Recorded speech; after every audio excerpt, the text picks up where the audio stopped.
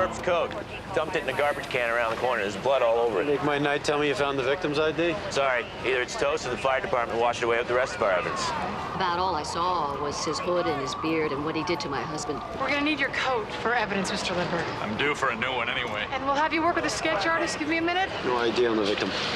One of the precinct cops recognized her as a hooker who works 9th and 10th Avenue. My guess is she picked up the wrong John. Malloy, you special victims? Benson and Stabler. Your perp piled a mound of garbage on the victim, lit it up. How much damage? Her back is charred. If our house wasn't right around the corner, she'd be well done, both sides. Thanks, Cap. Genitals are mutilated, fluids present, definitely one for you. What else? Full thickness burns to 50% of her body, all post-mortem. How can you tell? Slit her throat to the spine and filleted her torso from neck to genitals. No way she survived that. Butchered. And barbecued. Victim's ID is Cassie Horner, 23, busted numerous times for prostitution. Anything more on the perp? White, dark coat, about 6 feet. Witness descriptions have him under the influence. That level of violence sounds like PCP. What about the car that almost ran him over? Could have saved us a lot of trouble. Took off. Nobody got his plate number. That leaves 4 people who got a good look at our perp. Plus all the working girls who saw Cassie pick this guy up. What about the labs? Prints from the magazine he tore up and the peanut cart don't match anyone in the system. Autopsy. On our way to the ME to check. Okay, Cassie Horner worked 9th and 10th Avenues. Pay her colleagues a visit. Calling on courtesans, our specialty. Hey, we're just standing here. We don't want no trouble, baby. And how about some coffee after a hard night's work? What's your name? Honey, you giving handouts, you must want something. We're not Vice. We're here about Cassie. Well, since when you care what happens to us? Hey, we just spent $17 of our own money on coffee and donuts for you and your friends. If that's not respect, I don't know what is. They're cool. They want to know about Cassie. Is it past quitting time? Slow night. Well, someone ought to do that sick bastard the way he did Cassie. Anybody see Cassie leave with her last trick? Yeah, beard, crazy eyes. He walked over to her, they talked a moment. Heard what they said? Nah, just his name, Daniel. I told Cassie I had a bad feeling about him. She didn't heed your warning? She laughed, said she could take care of herself. When who's gonna take care of her little girl? Had a tough time with this one, the way he ripped her up and burned her. What'd you find? 42 stab wounds, plus the cut to the throat and the incision to the torso. Lab found 1 blood type on the coat, the victim's. What about the knife? Double-edged, serrated on one side, 6 to 8 inches long. Military souvenir or collector's blade? The killer is a knife connoisseur. Whatever he is, he was in a frenzy, like some kind of fever. Yeah, a few that spikes at night. We got something. What's up? Lab got a DNA hit from the sex offender database on the semen found in Cassie Horner. Norman Fredericks, 30, on parole for rape, possession with intent to sell, living on Staten Island. Has a job now with a contractor. Paul Mary's got the address of the job he's working on now. He grew a beard. Didn't have that when he was arrested. Got plenty of time to grow one in prison. Munch and Finn are almost done with the sketch artist and the witnesses. I'm gonna send them as backup.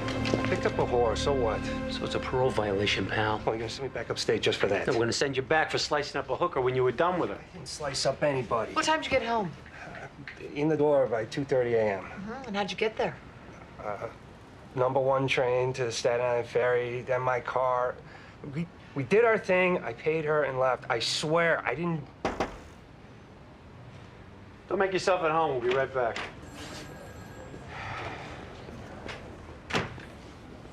Fredericks is a busy guy. What happened? Another victim, murdered last night. People passing by all day and no one notices until the roommate comes home and finds her. Where's the roommate? Bellevue emergency. She was in shock, so we had a radio car take her in. 14 years on the job. First time I saw a body and puked. Herb did a real number on her. Oh, man. How long has she been dead? At least 12 hours. Handiwork's the same as the last victim, only worse. Another pro, short black skirt, high heels. He slits their throats so they can't scream. I'm washing my hands. The kid's at the urinal. The guy comes in, starts screaming about the machines controlling the boy's mind. Pulls out a knife, slits his throat. Just like that. Did he go after you next? I went after him. Tried to grab the knife. He got me in the stomach. That's when the boy's father comes in. What happened? He never saw the guy with the knife.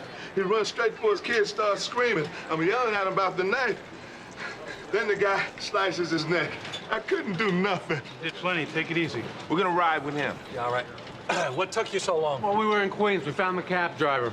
Wong is on his way. Says he can profile more accurately if he's on the scene. Radio said 2 victims? Well, almost 3. Good Samaritan got stabbed in the gut trying to stop him. Who's she? This is Jean Weston. It's her husband and son caught up in there, the tourists. I thought he was targeting pros. How old's the kid? 9. Son of a bitch. Mrs. Weston, I'm Detective Stabler. Josh, just wanted to play video games. We're going back to Oregon tomorrow morning. I have to go pack. Okay, well, I'll tell you what. We're gonna have the officer take you to the hospital first and just have you checked out. Okay?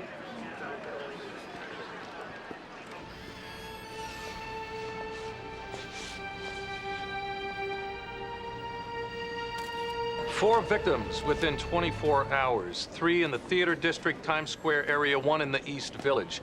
And a serial killer we can't profile because he strikes at random. Doesn't get much worse than this. Nobody is safe until we collar this guy. Chief Sullivan. The city is terrified, and the public doesn't give a rat's ass how much we brought crime down, as long as this guy is out there. Want to thank all of you who came in on your own time. Clock in.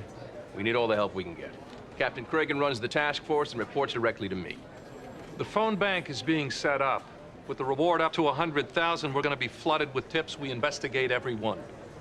You have your assignments. Let's find this guy. Thanks. Judge signed the warrant. Hutch and Finn are on their way to toss Varney's room.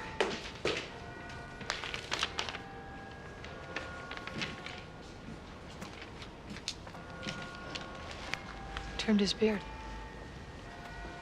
Look at his hands. Daniel? Yes, I'm Daniel. Hi. We talk to you a second? Who are you? We're the police. His avenging angels coming. We just want to ask you a question. Lord, you cannot hide in the presence of the Lord. He sent you to judge me? No, not to judge you. To help you. Why? I served him. They were unclean, and I cleansed them in their own blood. I saved a child. A lamb was pure. Daniel, come with us. Come with us. Wasn't I good enough? Wasn't I good enough? Why do you send your angels to me? Why do you want to destroy me? Why do you bring them your message? They were unclean. Why do you send your angels for me? Why do you want to destroy me when I bring them your message? No, not to destroy you. He wants to reward you. He will judge me!